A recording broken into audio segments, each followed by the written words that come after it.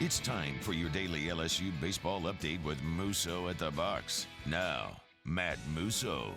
And welcome into another edition of Musso at the box. Boy, that transfer portal is certainly portaling here in Baton Rouge, Louisiana. Late Tuesday night, Jay Johnson, if you're on Twitter, Jay Johnson and the LSU recruiting department sent LSU Twitter into a frenzy with a couple different tweets. Jay Johnson, of course, anytime there is news on the recruiting front, will tweet like that walking tiger emoji. Well, Tuesday night, he tweets it out with an exclamation point, and everyone took notice. And come Wednesday morning, you find out that the exclamation point is Wofford ace pitcher Zac Cohen, a name that should be very familiar. We've talked about him plenty on this show already when we were previewing the Chapel Hill Regional, and now he is an LSU Tiger, and this is a very, very intriguing ad for LSU that I cannot wait to dive into, and that's what we're going to do, obviously, here on Musso at the box. So smash the like button if you have not already. Get subscribed up on the YouTube channel if you have not already. Subscribe on your favorite podcast app if you have not already, and let's get right to it. So what we will do, we'll look at this from a lot of different angles. One, we'll give you the overview on Zac Cohen once again. I mean, look, like I said, we did that in previewing the regional, but we'll run through that. His pitching style, what you can expect from him, some background, all of those things. And then I want to look at role. What is his role going to be at LSU? And in doing that, we'll give you best case scenario, worst case scenario for Zac Cohen transferring to LSU. Because I'll be honest, I think there's a pretty obvious comp for him.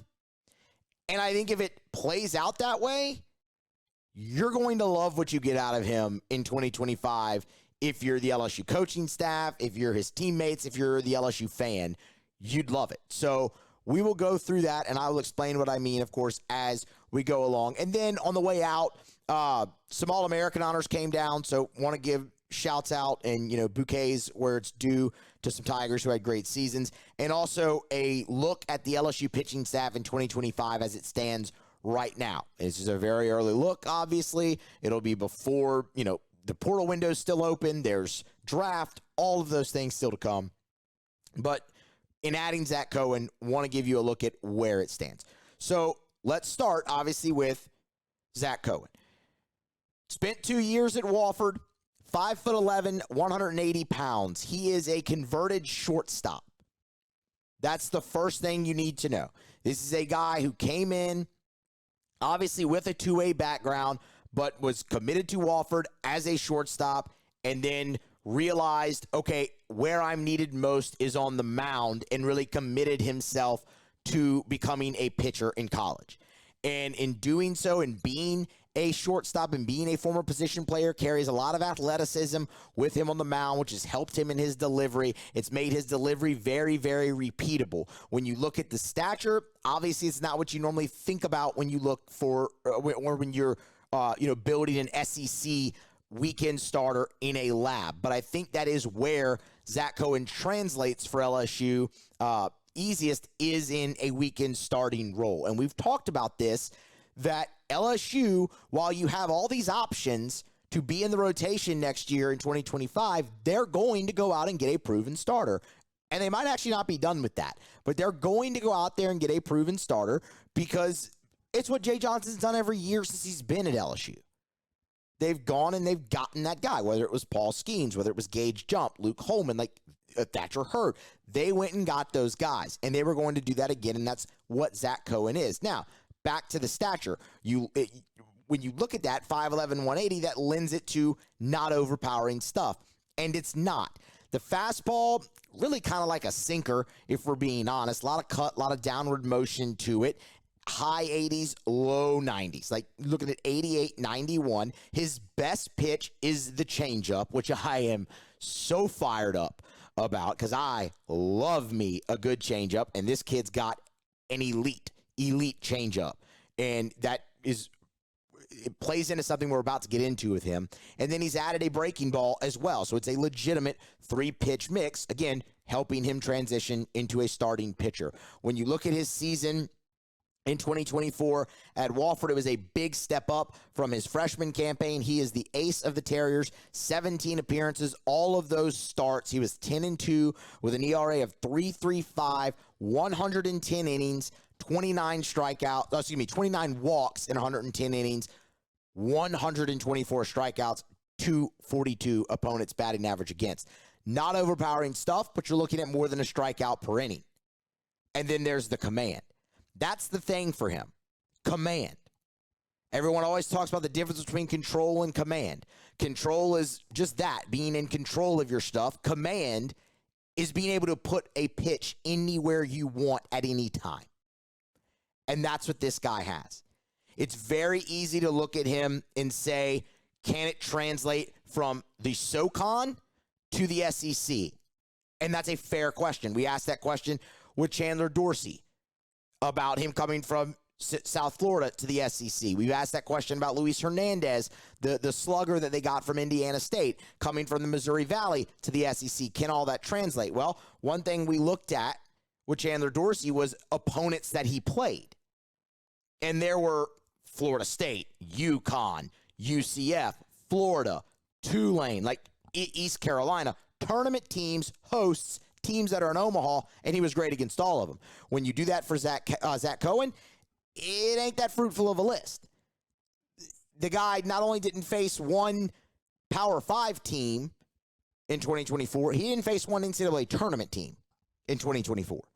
Now, he should have in the College of Charleston, but they got robbed of a bid.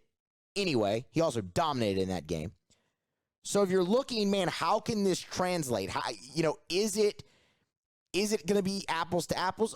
Of course not. The SEC and the SoCon are way different. But here's the deal. 29 walks in 110 innings, that plays anywhere, on any diamond, at any level, any place in this country.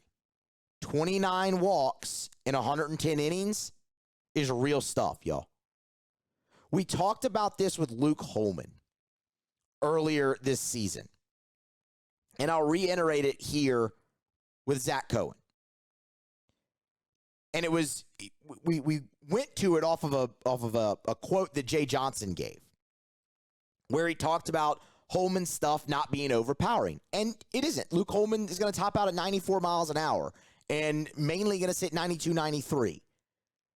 But it's 4 pitches for strikes. It's great pitchability. And what Luke Holman does well is he gets outs. And that's the job of the pitcher, to get outs. There's guys who are going to blow it past you more. There are guys that are, going to light up the radar gun, that are going to be more flashy. But the way Jay Johnson put it is there's no one as good or no one better than Luke Holman in the country at getting outs. And the same can be said for Zac Cowan.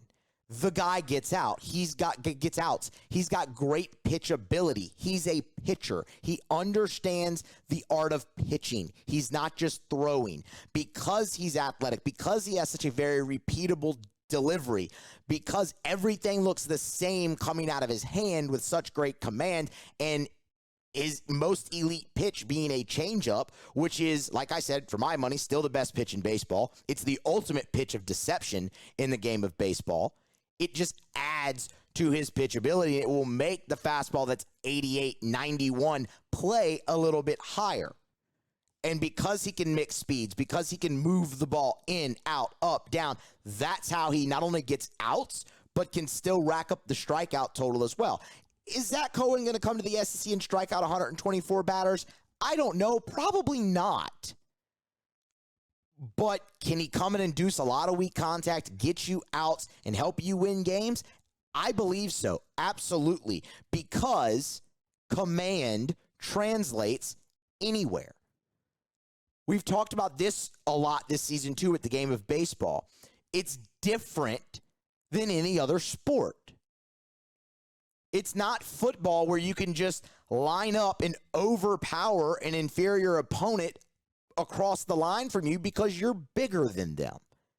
It's not basketball where you can just race up and down the court and outrun an inferior opponent because you're faster than them. Baseball, you have to throw strikes. You have to execute. You have to have an approach. You have to hit the round ball with the round bat, and all of that is really hard. Now, are there some cases where teams just give you gifts and walk a bunch of people? Yes, absolutely. But more often than not, you can't just overpower an inferior opponent. You still have to go out there and execute. It's why baseball is beautiful. It's why anybody can beat anyone on any given day. It's why a guy like Zac Cohen, who spent his first 2 years in the SoCon not playing a Power 5 team or a tournament team in one of those years, can still come to a place like LSU and find success potentially. Because of his execution, the deception, his command, his pitchability, all of that plays into a potential success story with him. So, potential role, best case, worst case. Let's get into that. Potential role has got to be starting at this point. Is Zac Cohen going to be LSU's Friday night guy? No, he's not. Chase Shores, potentially in that role, sure. Cade Anderson, potentially in that role, sure. Griffin Herring, if he comes back, potentially in that role, sure. Cohen, no. But can that guy go out there and be awesome for you on Sunday? Yeah. Here's the best case scenario, and the pretty obvious comp, I think. The best case scenario for LSU is Zac Cohen shows up and is Eric Walker. Y'all remember how dominant Eric Walker was as a true freshman in 2017? And they're similar guys. Walker wasn't this massive, guy in stature. He topped out at 90-91, but it was a 4-pitch mix, great changeup, really good breaking ball, elite command, and he carved through SEC lineups. When I think of 2017 and I think of Eric Walker, the first game that pops into my head is the complete game shutout he threw as a true freshman on the road at Arkansas to win that series for LSU. That is the first game that comes to mind. And that was an incredible Arkansas offense. That was Chad Spanberger and all those guys. Really powerful team. And you've got Eric Walker out there throwing 88-90 with a changeup and a curve, just carving that lineup. In 2017, Eric Walker was 8-2 with an ERA of 3.5. He struck out 78 in 95 innings, but walked 23. Sound familiar? That is your best case scenario. You've seen it work in this league before at LSU. It's unfortunate how Walker's career went. He had the UCL injury in Omaha that year and was never really the same. But that's your best case scenario, in my opinion, and your obvious comp. High pitchability, Sunday guy that has elite command and can carve in the SEC. That's your high end right there. Cohen comes in, he's Eric Walker. And if that's the case, you have a legitimate opportunity to have 3 starters. And everyone always wants to talk about that. And I think it's changed. I think we actually need to get away from that. I don't think you need 3 starters. LSU didn't have 3 starters in 2023. They won a national championship. Ole Miss in 2022 rode 2 guys all the way to a national championship. And by the way, LSU came back through the losers bracket, right? I don't need to tell y'all that. Y'all all remember. You got the step up, standout performances from guys. You don't need 3 starters. You need 2 and somebody at the back end of your bullpen. LSU right now is in good position to have that already for 2025, which should give you hope. But adding a guy like Zac Cohen, yeah, that guy could give you 3, which is a luxury. You don't need it. It's a luxury. And it's one that is going to win you a lot of games if it comes true. So there you go. There's your high-end best case scenario. What's your worst case scenario? Worst case scenario is Zac Cohen comes in. He's playing in a little bit of a smaller strike zone in the SEC because it's definitely tighter in the Southeastern Conference than it is other places in the country. the command struggles, the stuff isn't overpowering, he gets hit hard, and you don't necessarily, or I should say you aren't necessarily able to count on him. That's your worst case scenario. And I'll be honest, I don't think that's very likely. I think what's most likely is it falls somewhere in between the best case and the worst case scenario, and you get a really solid third starter out of this potentially, or a great middle relief guy. Either way, I think LSU landed on a contributor here with Zac Cowan, and I'm fired up for it. Like, this is such an intriguing ad for this team for me, because I think he can give you a lot of different roles. And where I tap into the middle relief thing, like say LSU goes and adds another starter out of the portal, which I think that they will. And you end up with a rotation of Chase Shores, Cade Anderson, unnamed starter that you add out of the portal here. Well, you have a guy like Zac Cowan in the pen who's a different look than damn near everybody else on your team.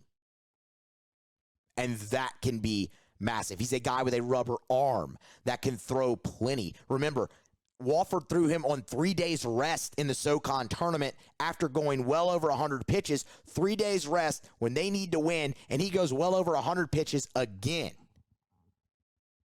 That's a guy you could use multiple times in the weekend if it doesn't work out in a starting capacity out of the bullpen, who rubber arm, different look, massive, but also can give you length, massive. Think Riley Cooper, but throws with the right hand.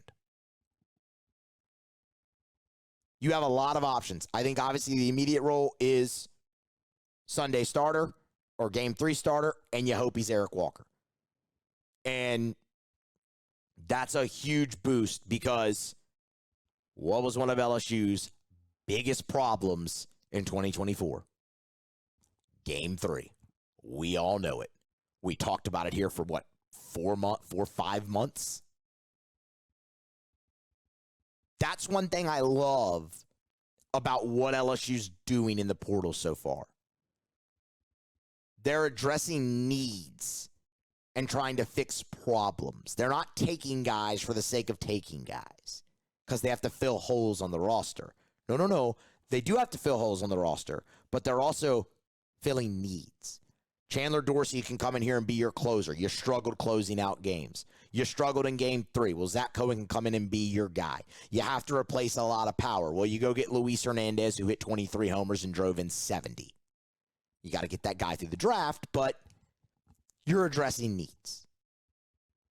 Huge. Let's look at the 2025 pitching staff. So, love the Cohen ad. Let's look at the 2025 pitching staff as it stands now. Obviously, you look at guys like Will Helmers, Nate Ackenhausen, Christian Little. Those guys out of eligibility. They're gone. Holman, Jump, Hurd. Everyone expects them to go to the draft, and they should, so they're gone. You look at Aiden Moffitt. He's entered the transfer portal. Micah Bucknam has entered the transfer portal. Cam Johnson has entered the transfer portal. Nick Bronzini has entered the transfer portal. Gone. What you look at for guys who I would be comfortable saying for sure coming back: Chase Shores, Jaden Newt, Cade Anderson, DJ Primo. Probably Cade Woods. But technically he is draft eligible, but there's just not enough out there. I think he'd probably be back unless he would enter the portal. So a maybe there. But Shores, Newt, Anderson, Primo, yes. That's just 4 guys. That's when you get into the others who have the decisions to make. Justin Lord, draft-eligible guy, but could he come back? Absolutely. Fidel Ulloa, draft-eligible guy. Could he come back, and would he be welcome back? Absolutely. Griffin Herring, who has the most intriguing decision. Javen Coleman has another year, but he's already spurned the draft once. Does he want to give up all of his leverage? It didn't go great coming back this year. You'll see. And then you've added Chandler Dorsey and Zac Cowan. So when you look at for sure, you look at 6 guys. Now, of the other ones that we just named with decisions to make, you're going to get some of those guys back. Like, I don't think Gavin Guidry's getting drafted. He's a draft-eligible sophomore. I don't think he's getting drafted. So it's either does he want to return to LSU or does he want to enter the transfer portal and try to go play infield somewhere? That's a question. Now, he hasn't entered the portal yet as of this recording, so I'm leaning towards him being back. Justin Lohr, he's got the 3 options: draft, portal, return. Well, he hadn't entered the portal yet, so I'm leaning towards him either being back or going to the draft. I think Fidelio is going to go to the draft. I know they would love to have him back. I think he's going to go to the draft. And then Griffin Herring, if he wants the opportunity to be a starting pitcher, and Jay Johnson went as far as to say that he would be a starting pitcher. I think that entices him to come back, but he has to make his decision. But if you get Guidry, Lohr, and Herring back, and add that into Shores, Newt, Anderson, Primo, Dorsey, Cohen, you have the makings of a really good pitching staff early for 2025. That is coming together because there's a lot of guys that we just named that can show further improvement already under Nate Yeskie. And I think that's huge too, is having the continuity at pitching coach finally at LSU under Jay Johnson. And that's where you're headed. So fired up, obviously, for the makings. You still have decisions that guys have to make, and it's not set in stone, but fired up, obviously, for those guys. All right, All-Americans to get to here for LSU. These come courtesy of Perfect Game, and we'll wrap up with this. No Tiger on the first team. That shouldn't come as a total surprise. You did land one on the second team, and that was Luke Holman. So congratulations to Luke Holman. He was awesome this year. He was your most consistent pitcher. Did have a few struggles on the road from time to time, but man, was flawless at home, and even in those struggles on the road, kept you in every single game.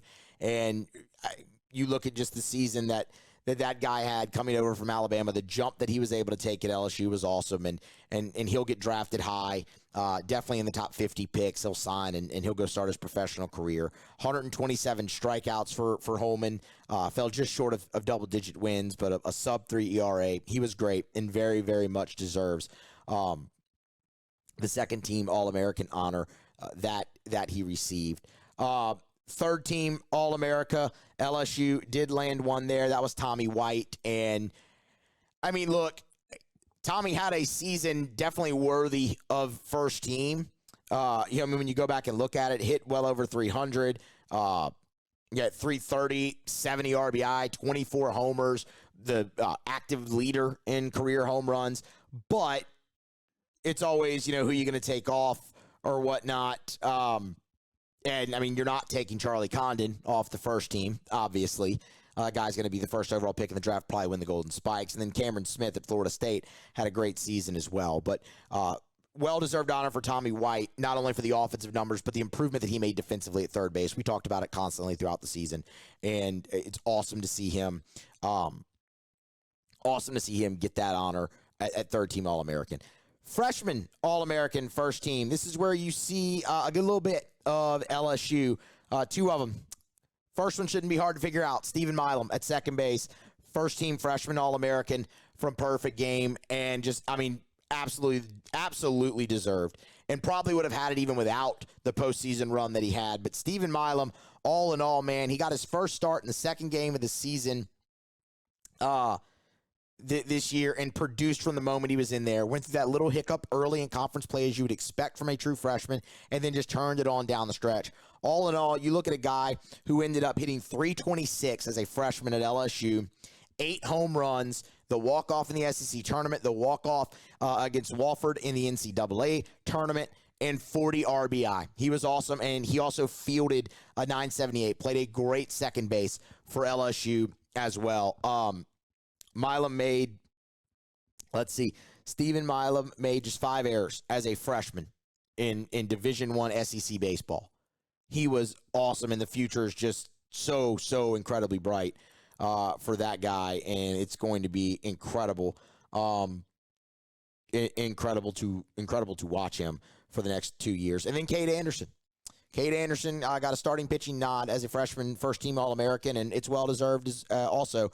I mean, he burst onto the scene early in that midweek role for LSU. That outing against Southeastern really stands out where he struck out like, what was it, 15 of the however many he faced. I mean, it was something ridiculous. Of the, 14 of the, or 13 of the 15 outs that he recorded or something like that were strikeouts. I don't remember. It was awesome.